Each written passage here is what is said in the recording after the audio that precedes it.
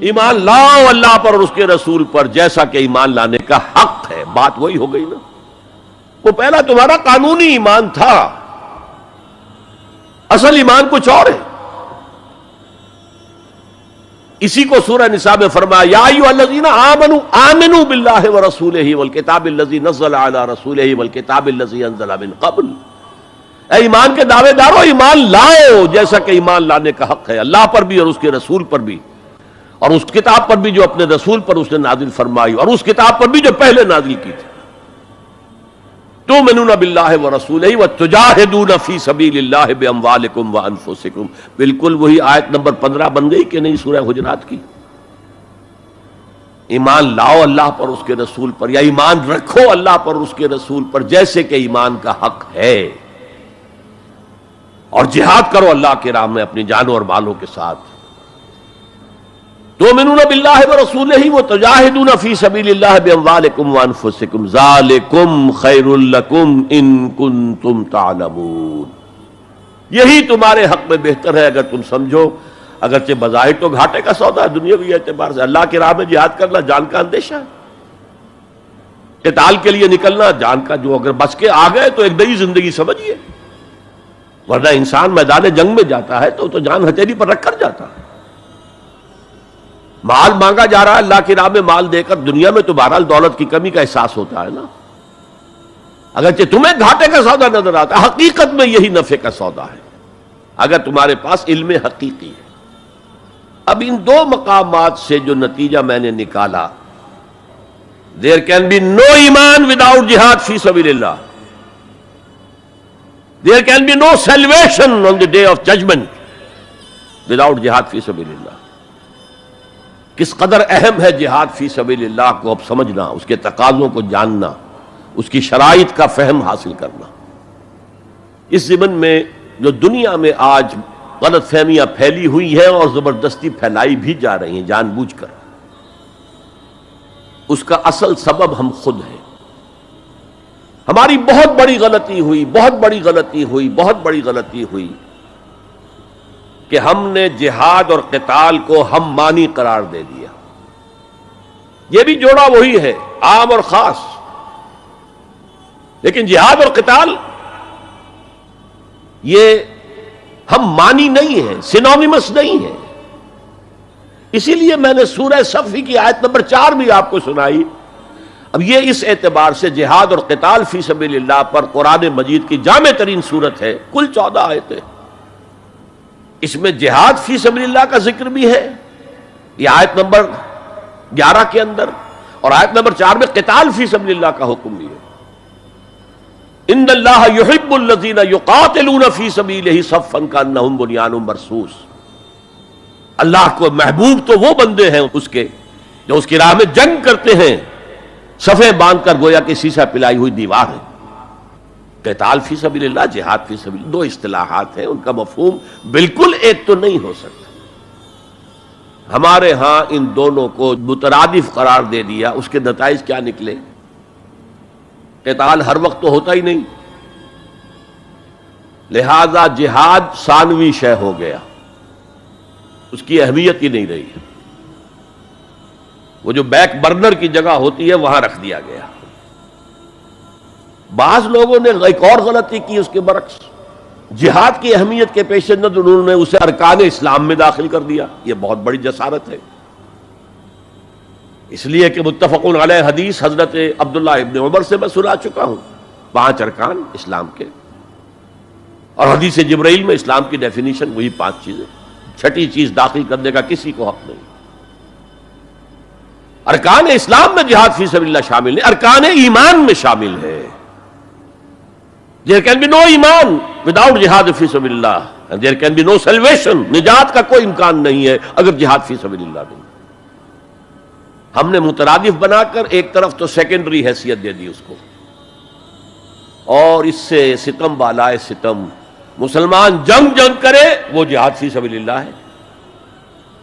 مسلمان بادشاہ ہے, زانی ہے, شرابی ہے, بدماش ہے, عیاش ہے, اور وہ صرف کسی اپنے پڑوسی غیر مسلم ملک پر حملہ کر رہا ہے تاکہ اس کی ریونیوز بڑھ جائیں, اس کی آمدنی بڑھ جائے, اس کی عیاشیوں کا میں اضافہ ہو جائے, وہ اور زیادہ بڑے محل بنائے. تو اس کی جنگ جہاد فی سبیل اللہ ہوگی. ہم نے بدنام کیا جہاد فی سبیل اللہ. اب غیر مسلم تو یہ سب کچھ دیکھتے ہیں. جہاد کسے کہتے ہیں؟ اسی کے اعتبار سے پھر مفہوم ان کے سامنے آتا. یہ مغالطہ ہم نے ڈالا، اس کے نتائج آج ہم بھگت رہے ہیں.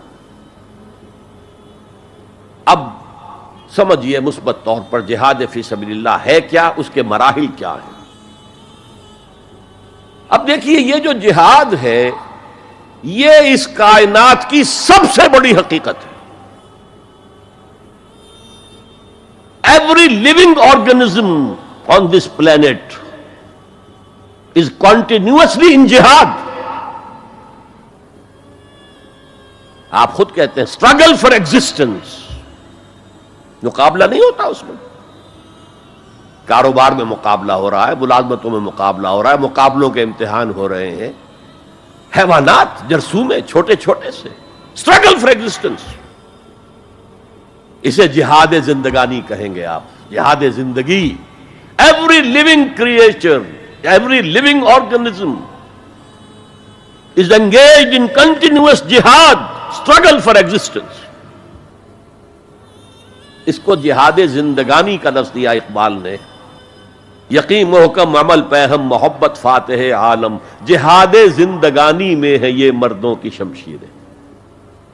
ایسا مسلمان بھی جب یہ کام کرتا ہے جہد للبقاء، اسٹرگل فار ایگزسٹنس، اگر وہ شریعت کے احکام کے مطابق کر رہا ہے تو یہ عبادت ہے.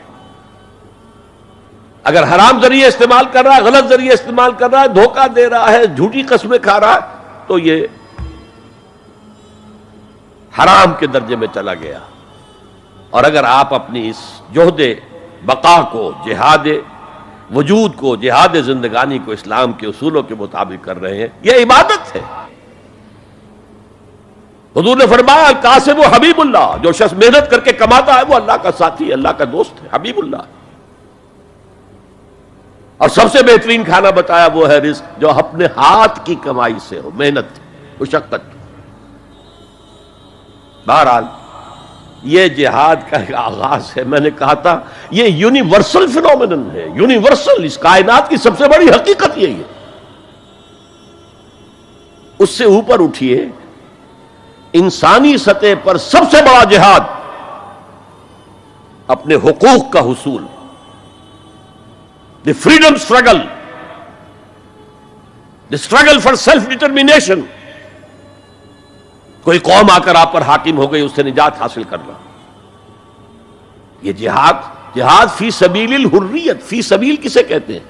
For the cause of, in the cause of. جہاد فی سبیل الحریت جائز ہے، سب کریں گے، سب کی آزادی حق ہے. کسی کو غلام بنا کر رکھنے کا کسی کو اختیار نہیں ہے.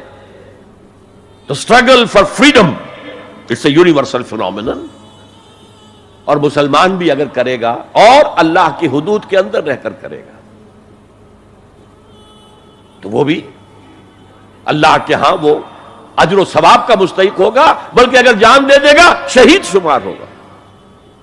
اس لیے کہ حضور کی ایک حدیث ہے، من قتل دون مالہ فہو شہید. جو شخص اپنے مال کی حفاظت میں مارا گیا وہ بھی شہید ہے. اب آپ کہیں جا رہے تھے، آپ کے پاس کچھ مال ہے، جیب میں کچھ ہے، کوئی ڈاکو آ گئے، آپ کو گھیر لیے. اب آپ کے پاس دو راستے، ایک تو آپ کہیں لو بھائی جو کچھ ہے یہ حاضر ہے، لے لو، میری جان بخشی کرو. اور ایک یہ کہ آپ ڈٹ جائیں. اس ڈٹ جانے میں اگر جان چلی گئی تو آپ شہید ہیں. من قتل دون مالہ، تو مال سے تو 1000 گنا بڑی شے ہے حریت، فی سبیل الحریہ. لیکن ہم نے کیا غلطی کی؟ فریڈم سٹرگل کو بھی جہاد فی سبیل اللہ کہہ دیا. بہت بڑی غلطی، جس کا سب سے بڑا مظہر میں آپ کو بتاتا ہوں. یہ مڈ 50s کی بات ہے. میں اپنے MBA سے فارغ ہو کر منٹگومری میں، جو اب ساہیوال کہلاتا ہے، جا کر آباد ہو گیا تھا والدین کے پاس. الجزائر میں اس وقت فریڈم سٹرگل چل رہی تھی فرانس کے خلاف. تو اس کے لیے کچھ فنڈز حاصل کرنے کے لیے ایک وفد آیا پاکستان کے دورے پر. ایک تو کرنل صاحب تھے، کرنل عودہ، وہ تو داڑھی مونچھ صاف تھے جیسے ہوتے ہیں عام طور پر فوجی، لیکن ایک بہت بڑے عالم دین علامہ بشیر الابراہیمی الجزائری، بہت مشہور، بہت بڑے عالم، وہ بھی ساتھ تھے۔ انہوں نے جو تقریر کی عربی میں، جہاد فی سبیل اللہ، جہاد فی سبیل اللہ، واقعہ یہ کہ وجد میں آ گیا پورا مجمع۔ وہ لوگ تو وجد میں نہیں آ سکے ہوں گے جنہوں نے ترجمہ، جنہوں نے سنا ہے، لیکن میں عربی سے واقف تھا تو میں واقعتاً وجد میں آ گیا۔ قرآن کا بیان، حدیث کے بیان، جہاد فی سبیل اللہ کی اہمیت، جہاد فی سبیل اللہ کا مقام و مرتبہ۔ اچھا، جو بھی ہو سکا پیسے ہم نے جمع کیے، کمیٹی بنائی، تھیلی پیش کی۔ Now prepare for the shock۔ جب یہ جہاد کامیاب ہوا تو ایک سوشلسٹ ریاست قائم ہو گئی۔ How come? اگر یہ جہاد فی سبیل اللہ تھا تو اسلامی ریاست قائم ہونی چاہیے تھی۔ اگر درخت آم کا تھا تو اس میں نمولی کیسے لگ گئی؟ معلوم ہوا کہ ہم نے غلطی کی تھی، ہم نے اسے جہاد حریت کی بجائے جہاد فی سبیل اللہ کہہ دیا۔ بھئی جہاد حریت جائز ہے اور اس کے لیے جان دینا بھی شہادت ہے، لیکن آپ نے اس کو جہاد فی سبیل اللہ کیسے کہہ دیا؟